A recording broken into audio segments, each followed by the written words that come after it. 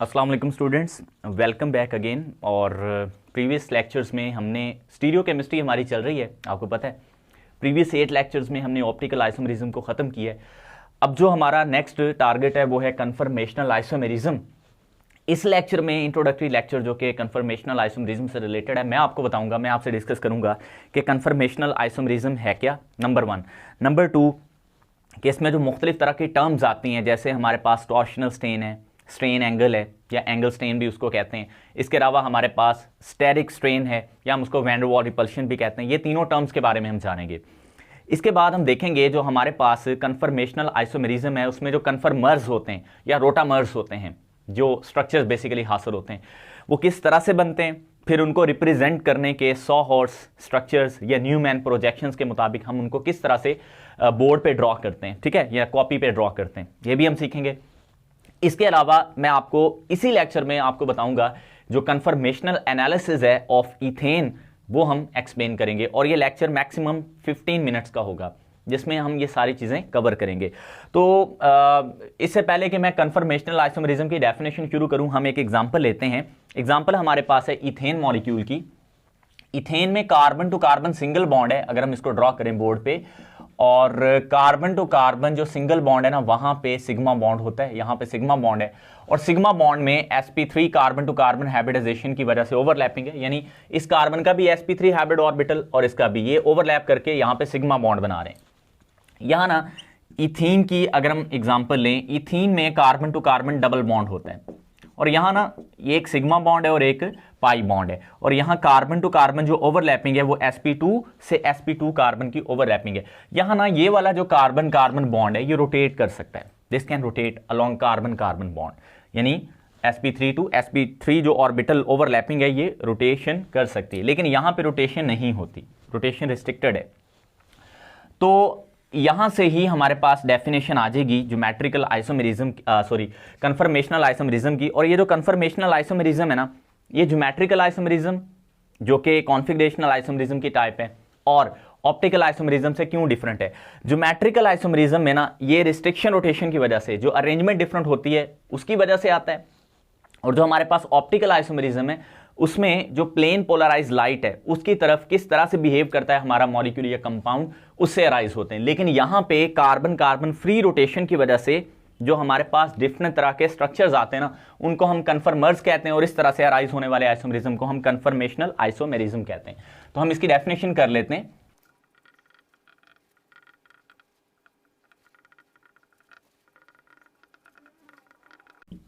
तो जी स्टूडेंट्स, यहां पे हम डेफिनेशन करेंगे the isomerism which arise due to free rotation of carbon carbon single bond and give different arrangement of atoms और groups in space. इससे क्या होगा, carbon to carbon bond free rotation होगी और उससे हमारे पास डिफरेंट तरह के स्ट्रक्चर्स आएंगे। उन स्ट्रक्चर्स को ना हम कन्फर्मर्स कहते हैं, कन्फर्मर्स, या ना हम उनको रोटामर्स भी कहते हैं, रोटामर्स। ये सारी टर्म्स हम यहां पे यूज करेंगे, कन्फर्मर्स उन स्ट्रक्चर्स को जो हासिल होते हैं, और रोटामर्स। और ये भी याद रखना है ये इनफाइनाइट होते हैं, दीज स्ट्रक्चर्स आर इनफाइनाइट। लेकिन उनमें से ना जिन स्ट्रक्चर्स में एनर्जी का वाजे डिफरेंस होता है, यानी डिस्टिंक्ट डिफरेंस ऑफ एनर्जी होता है ना, उनको सिर्फ हम कंसीडर करते हैं। और ये 1 डिग्री 2 डिग्री 3 डिग्री रोटेशन से नहीं आते, बल्कि उसमें डिग्री ऑफ रोटेशन हमें 60 डिग्री 90 डिग्री इस तरह ज्यादा डिग्री ऑफ रोटेशन से जब हासिल होते हैं तो उनको हम सिर्फ कंसीडर करते हैं। बाकी इनफाइनाइट स्ट्रक्चर्स होते हैं उनको हम कंसीडर नहीं करते। तो वो स्ट्रक्चर सिर्फ कंसीडर किए जाते हैं कन्फर्मेशनल आइसोमेरिज्म में या कन्फर्मर्स में या रोटामर्स में, जिनका डिग्री ऑफ रोटेशन ज्यादा होता है और उनमें वाज़े डिस्टिंक्ट एनर्जी का डिफरेंस होता है। वो उसके लिए जो हम टर्म्स यूज करते हैं उसको हम कहते हैं टॉर्शनल स्ट्रेन, टॉर्शनल स्ट्रेन। अब पहले आपने ना इसको समझना है, बहुत इंपॉर्टेंट टर्म है टॉर्शनल स्ट्रेन क्या है। देखें, मैं ना यहां पे पहले स्ट्रक्चर ड्रॉ करूंगा, वो आपको भी ड्रॉ करना होंगे। अगर आपने पहले ड्रॉ कर लिए हैं तो बहुत अच्छी बात है, आपको करने आते हैं। अगर नहीं करने आते तो यहां पे सीख लें। यहां ना आप कार्बन बनाओगे, कार्बन के ऊपर यहां पे क्या मौजूद है, हाइड्रोजन। इसके इस तरफ भी हाइड्रोजन है, मैं इथेन का मॉलिक्यूल यहां पे बना रहा हूं, और इस तरफ भी यहां पे हमारे पास हाइड्रोजन लगा है। नेक्स्ट कार्बन नंबर 2 है, यहां पे ऊपर की तरफ हाइड्रोजन है, और यहां पे भी हाइड्रोजन है, और यहां पे भी हाइड्रोजन है। तो यहाँ ना मैंने दो कार्बन बनाए हैं और दोनों में वाई शेप नीचे की तरफ है, यानी आप समझ लें ये कार्बन नंबर 1 है और ये कार्बन नंबर 2, और ये इस कार्बन से अगर हम इसको देखें ना तो ये बिल्कुल एक जैसे हैं, और इस फॉर्म को हम बोलते हैं एक्लिप्स्ड फॉर्म। एक्लिप्स्ड फॉर्म याद रहे। और ये जो मैंने स्ट्रक्चर बनाए हैं ना इनको हम साहॉर्स स्ट्रक्चर्स कहते हैं, साहॉर्स स्ट्रक्चर्स, ये भी स्टूडेंट आपने याद रखना है। अच्छा, अब ये तो एक स्ट्रक्चर बन गया जिसको मैंने क्या बोला, एक्लिप्स फॉर्म। एक्लिप्स क्यों बोला, क्योंकि जैसे ये हमें नजर आ रहा है, अगर यहां से खड़े होके इस साइड से कार्बन नंबर 1 वाली साइड से हम खड़े होके देखें ना तो ये हमें नजर नहीं आएंगे, क्योंकि ये बिल्कुल ये जो पीछे हमारे पास कार्बन नंबर 2 के साथ ग्रुप्स हैं ये बिल्कुल इसी तरह के हैं। तो हमें सिर्फ पहले वाले कार्बन से, अगर हम 3D में इसको देखें ना तो हम पहले वाले कार्बन ही में हाइड्रोजन्स को देख सकेंगे, पीछे देख नहीं सकते। जैसे ग्रहण होता है तो बिल्कुल ऐसे ही है। लेकिन जब ये रोटेट करेंगे, carbon to carbon free rotation होगी, मैंने बोला था हमारे पास इनफाइनाइट स्ट्रक्चर्स बनते हैं, लेकिन हम सिर्फ उन स्ट्रक्चर्स को कंसीडर करते हैं जिनमें वाज़ेह एनर्जी का डिफरेंस होता है। तो ये पहला कार्बन है जिसको मैंने नीचे की तरफ वाई बनाया। अब दूसरे कार्बन पे ना आप ये वाई ऊपर की तरफ बना लें, मतलब ये हाइड्रोजन नीचे हो जाएगा ये वाला, और इस तरह से ये जो हाइड्रोजन है यहाँ आ जाएगा और ये वाला हाइड्रोजन यहाँ होगा। तो अब आप ज़रा चेक करें, ये हाइड्रोजन और ये हाइड्रोजन एक दूसरे से मैक्सिमम दूर हैं। इस तरह ये और ये एक दूसरे से दूर है, इस तरह ये और ये, और इस फॉर्म को हम बोलते हैं स्टैगर्ड फॉर्म। Staggered form. अच्छा, यहां से ना हमने काफी कुछ समझना है। जैसे अभी मैंने बोला टॉर्शनल स्टेन, ये क्या चीज है। अब टॉर्शनल स्टेन को हम यहीं से समझेंगे। देखें, ये जो कार्बन टू कार्बन रोटेशन हो रही है कार्बन नंबर 1 और 2 के अलोंग, ये वाली जो रोटेशन है, ये वाली, इसको करवाने के लिए, इस रोटेशन को करवाने के लिए कितनी एनर्जी रिक्वायर्ड होती है, उसको हम बोलते हैं torsional strain. Is that clear? यानी carbon to carbon free rotation होने के लिए जो हमें एनर्जी रिक्वायर्ड होती है, this is called as torsional strain. और याद रहे, ये एनर्जी जितनी ज्यादा होगी, एनर्जी जितनी ज्यादा होगी, उतने हमारे जो कन्फर्मर्स हैं या रोटामर्स हैं वो ज्यादा स्टेबल होंगे। तो स्टेबिलिटी रोटामर्स की या कन्फर्मर्स की उतनी ज्यादा होगी। सर ये कैसे? आपको बताता हूं। देखें, ये जो स्ट्रक्चर्स होते हैं ना, इनको आइसोलेट तो किया नहीं जा सकता, इनकी केमिकल और फिजिकल प्रॉपर्टीज में डिफरेंस होता है। याद रहे, कन्फर्मर्स जो होते हैं या रोटामर्स होते हैं, इनकी फिजिकल और केमिकल प्रॉपर्टीज में डिफरेंस होता है, लेकिन हम इनको आइसोलेट नहीं कर सकते। लेकिन कुछ खास स्ट्रक्चर्स हैं जिनको हम एट्रोप आइसोमर्स कहते हैं, उनको हम आइसोलेट कर सकते हैं। मैं वो टर्म लिख देता हूं, क्या है बोला, एट्रोप आइसोमर्स। ये आपने याद रखना है, ये वो आइसोमर्स होते हैं, वो रोटामर्स होते हैं जिनको हम आइसोलेट कर सकते हैं। इनके अलावा जितने भी हमारे पास कन्फर्मर्स हैं या रोटामर्स हैं, हम उनको आइसोलेट नहीं कर सकते। तो यहां पे जो मैंने आपको स्ट्रक्चर दिखाए हैं, दे कैन नेवर आइसोलेट। और जितनी भी हमारी कन्फर्मेशनल आइसोमरिज्म की डिटेल है हमारे सिलेबस में, उनमें हम कोई भी एट्रोप आइसोमर्स नहीं पढ़ेंगे। तो हम यही याद रखेंगे कि हम इनको आइसोलेट नहीं कर सकते। बहरहाल मैंने बोला जो कार्बन टू कार्बन रोटेशन है, ये क्या कहलाती है, टॉर्शनल स्ट्रेन। इसके लिए जो एनर्जी रिक्वायर्ड होती है उसको टॉर्शनल स्ट्रेन कहते हैं। अब ये जितनी ज्यादा एनर्जी होगी ना, कोई भी जब रोटेट करके बॉन्ड अपनी जगह से मूव कर चुका होगा, वो जितनी ज्यादा एनर्जी से देके हम उसको मूव करवाएंगे वो उतना ज्यादा स्टेबल होगा। जितना ज्यादा वो स्टेबल होगा उसी तरह से हम उसको आइसोलेट करने में वो हमें हेल्प आउट करते हैं। और जिनमें बहुत ज्यादा हाई एनर्जी होती है उनको हम एट्रोप आइसोमर्स कहते हैं। और ये एनर्जी 20 किलो कैलोरीज पर मोल होती है राउंड अबाउट, जिनको हम आइसोलेट कर सकते हैं। वो आइसोमर्स जिनको, यानी वो हमारे पास कन्फर्मर्स या रोटामर्स जिनको हम आइसोलेट कर सकते हैं, उनको हम एट्रोप आइसोमर्स कहते हैं। और उनमें जो दो स्ट्रक्चर्स आएंगे ना, उनमें एनर्जी का वाज़ेह डिफरेंस कितना होगा, 20 किलो कैलोरीज पर मोल, या ये राउंड अबाउट ना 100 किलो जॉल पर मोल भी बनता है, राउंड अबाउट मैंने बोला। तो यहां पे इतना नहीं है तो हम इनको आइसोलेट नहीं कर सकते। बहरहाल ये टॉर्शनल स्ट्रेन जितनी ज़्यादा होगी, रोटेशन करवाने के लिए जितनी एनर्जी ज़्यादा रिक्वायर्ड होगी, उतनी हमारे पास कन्फर्मेशनल जो हमारे पास फॉर्म्स हैं या कन्फर्मर्स हैं या रोटामर्स हैं वो उतने ज़्यादा स्टेबल होंगे। एक और चीज़ इसमें आ जाती है, ये हमारी पहली टर्म थी। जो दूसरी टर्म है वो है एंगल स्ट्रेन। Angle strain. अब देखें, यहाँ ना जो हमने रोटेशन से इस एक्लिप्स फॉर्म को इस स्टैगर्ड फॉर्म में बदला है ना, इसके लिए जो हमें एंगल में चेंज नजर आया, ये हमने ना 60 डिग्री रोटेट किया है। How much? 60 डिग्री। तो ये जो 60 डिग्री है ना, this is called angle strain.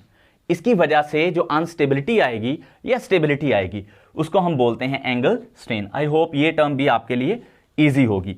इसके बाद नंबर 3 पे हमारे पास आती है स्टेरिक स्ट्रेन। स्टेरिक स्ट्रेन, इसको ध्यान से समझना है। तो स्टेरिक स्ट्रेन क्या होती है, देखें अब ये वाला ग्रुप इस ग्रुप के बिल्कुल सामने है, मतलब ये एक्लिप्स है, तो यहां रिपल्शन, जिसको हम वैन डर वाल रिपल्शन भी कहते हैं, वो ज्यादा होगी। एंड ये हाइड्रोजन इस हाइड्रोजन के करीब है तो एक दूसरे को रिपेल ज्यादा करेंगे। इसी तरह ये हाइड्रोजन भी करीब है, ये हाइड्रोजन ये, तो एक दूसरे को ज्यादा रिपेल करें। यहां पे हमारे पास स्टेरिक स्ट्रेन या वैन डर वाल रिपल्शन ज्यादा है, इसी को हम स्टेरिक स्ट्रेन कहते हैं। और यहां पे देखें ये हाइड्रोजन और ये हाइड्रोजन काफी दूर चले गए। इसी तरह ये हाइड्रोजन और ये हाइड्रोजन भी मैक्सिमम अवे हैं एक दूसरे से, यहाँ ये और ये एक दूसरे से अवे हैं। तो ये भी यहाँ पे भी स्टेरिक स्ट्रेन मौजूद है लेकिन कम है। तो यहाँ स्टेरिक स्ट्रेन ज़्यादा है, ये अनस्टेबल है, यहाँ पे स्टेरिक स्ट्रेन कम है, ये ज़्यादा स्टेबल है। तो मैं कहूँगा ये वाला स्ट्रक्चर ज़्यादा स्टेबल है, लेस स्टेबल है। ये वाला स्ट्रक्चर क्या होगा, लेस स्टेबल होगा, क्योंकि यहां पे स्टेरिक स्ट्रेन ज्यादा है। और यहां ये वाला स्ट्रक्चर क्या होगा, स्टेबल होगा, क्योंकि कंपैरेटिवली, क्योंकि यहां पे स्टेरिक स्ट्रेन कम है। तो ये इंपॉर्टेंट टर्म्स थी कन्फर्मेशनल आइसोमरिज्म की, जिसको हमें समझना जरूरी है। तो अब नेक्स्ट लेक्चर का जो नेक्स्ट हिस्सा है ना, उसमें हम सीखेंगे यही जो ईथेन का मॉलिक्यूल है, इसके कन्फर्मेशनल एनालिसिस को हम किस तरह से एक्सप्लेन करते हैं। तो स्टूडेंट्स, नेक्स्ट हमारे इस लेक्चर का जो सेकंड पार्ट है, विद इन 5 to 7 मिनट्स इसको मैं एक्सप्लेन कर दूंगा, कन्फर्मेशनल एनालिसिस ऑफ ईथेन। अब यहाँ ना हम न्यूमैन प्रोजेक्शन यूज़ करेंगे, क्योंकि जो हमारे पास न्यूमैन प्रोजेक्शन है उसको एक्सप्लेन करना निस्बतन आसान है as compare to that of sawhorse structures. तो इसको हम कैसे बनाते हैं, देखें हमारे पास ना दो ईथेन में, ये देखें कार्बन टू कार्बन, ये इस तरह दो कार्बन है। एक कार्बन को हम कार्बन नंबर 1 कह लेते हैं, एक को 2 बोल लेते हैं, ठीक है। अब हम करेंगे क्या, जो हमारे पास पीछे इसको कार्बन नंबर 1 और इसको 2, ये जो कार्बन नंबर 2 है ना, आप समझें कि आप यहां पे खड़े हैं, यू आर स्टैंडिंग हियर, ये बंदा बना रहा हूं मैं, ठीक है। तो आप इधर से खड़े होकर इसको देख रहे हैं, तो ये आपको कार्बन नंबर 1 नजर आ रहा है और ये कार्बन नंबर 2 नजर आ रहा है। तो जो कार्बन नंबर 2 है ना, इसको हम यूं सर्कल से ड्रॉ करेंगे। अब इसके साथ 3 हाइड्रोजन्स हैं, उन 3 हाइड्रोजन्स को मैं 1 यूं, 2 और ये तीसरा इस तरह से शो कर देता हूं।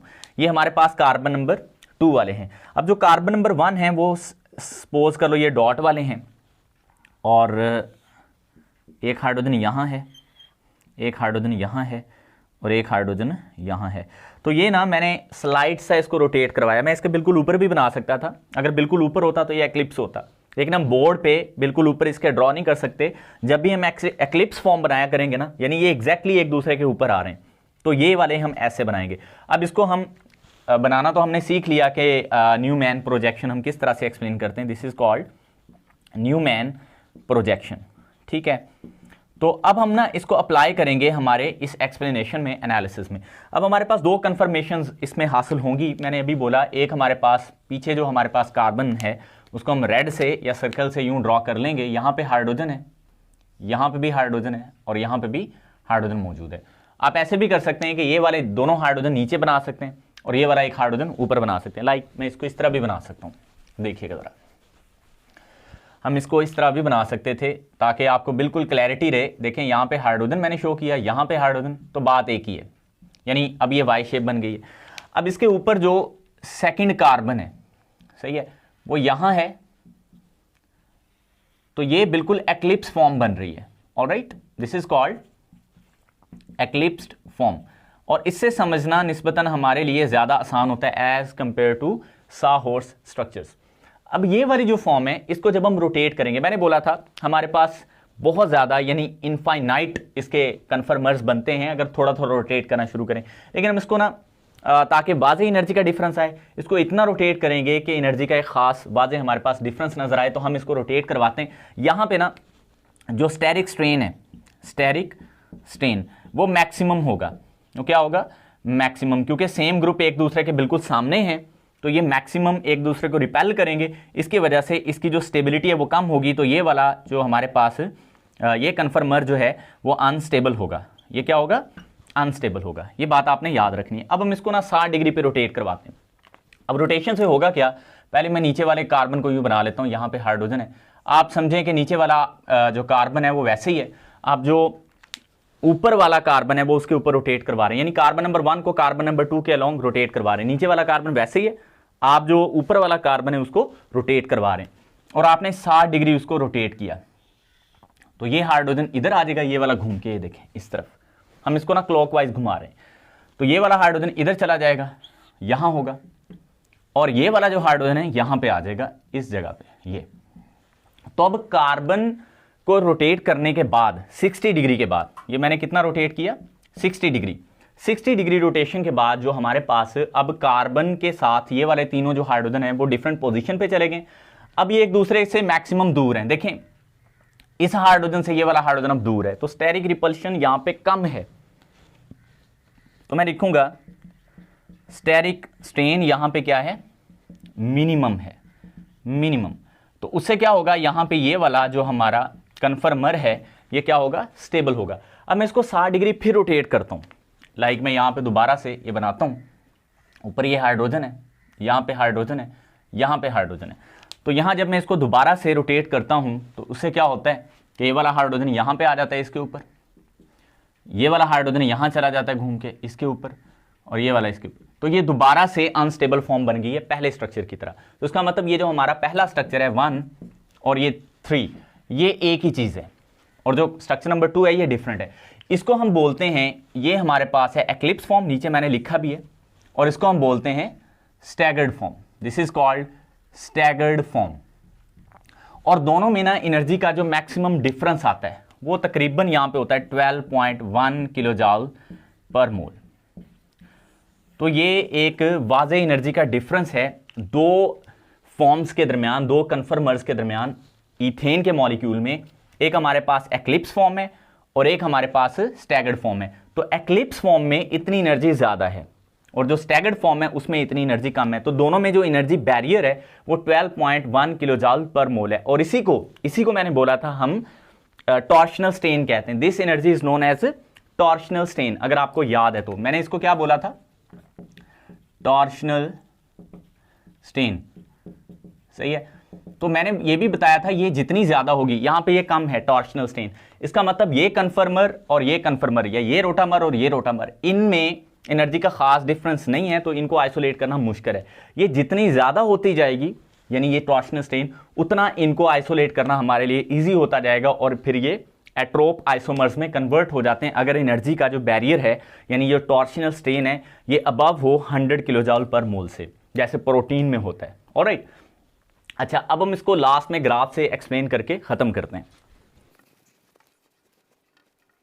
तो स्टूडेंट्स ग्राफ में दो चीजें होंगी, एक तरफ एनर्जी होगी वाई एक्सिस पे, ठीक है, और एक्स एक्सिस पे हमारे पास रोटेशन होगी, डिग्री ऑफ रोटेशन, जिसको हम एंगल स्ट्रेन भी कहते हैं। तो अब ना जहां से ये शुरू हो रहा है, मतलब यहां से सपोज करें ये हम शुरू कर रहे हैं, तो फिर ये एनर्जी यूं जाएगी, फिर वापस, फिर यूं, फिर इस तरह से।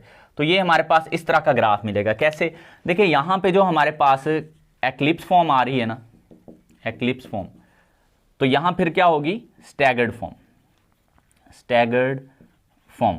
तो फिर से ये देखें, ये हमारे पास स्ट्रक्चर नंबर 1 था जो एक्लिप्स फॉर्म थी, ये हमारे पास स्ट्रक्चर नंबर 2 हो जाएगा जो हमारे पास स्टैगर्ड फॉर्म होगी, फिर से दोबारा से एक्लिप्स आ जाएगी, इसी तरह फिर दोबारा से स्टैगर्ड आ जाएगी। तो यही स्ट्रक्चर घूमते रहेंगे। ये कितनी डिग्री पे, जब हमने 60 डिग्री रोटेट किया फिर 120 डिग्री हो जाएगा, फिर इसी तरह ये चलता जाएगा 180 डिग्री, इसी तरह 180 में 60 ऐड कर दें 240 डिग्री। तो इस तरह जब हम रोटेशन देते जाएंगे तो हमारे पास दो कन्फर्मेशंस ही आएंगी, एक हमारे पास एक्लिप्स फॉर्म होगी और एक स्टैगर्ड फॉर्म होगी। तो स्टूडेंट ये था हमारे पास कन्फर्मेशनल एनालिसिस ऑफ ईथेन।